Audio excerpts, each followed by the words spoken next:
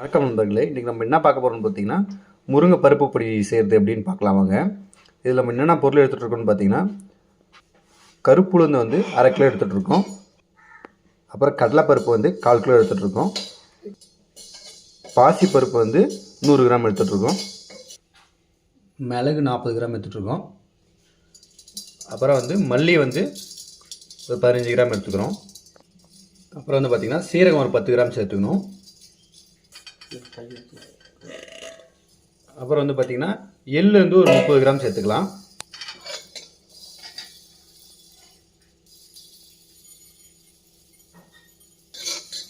இப்போ நம்ம சொன்ன பொருள் எல்லாத்தையும் வந்து பார்த்திங்கன்னா பொன்னிறமாக வறுத்து ஒரு பாத்திரத்தில் போட்டுக்கணும்.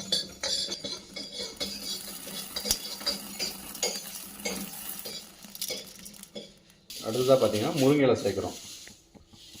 1/2 கிலோ வந்து முருங்கை இலை கொஞ்சம் வதக்கணும் பொன்னிறமாக. முருங்கை இலையை வந்து லைட்டாக கொஞ்சம் சூடாகிற மாதிரி வறுத்து எடுத்துக்கணும்.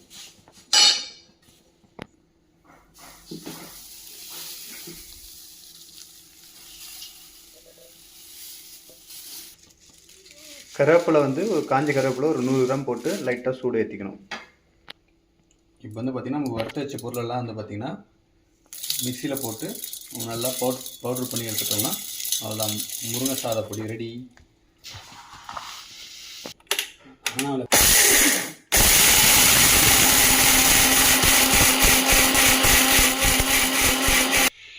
அவ்வளோதாங்க. இப்போ அரைச்சி எடுத்தோன்னே நம்ம முருங்கை பொடி ரெடி ஆச்சு.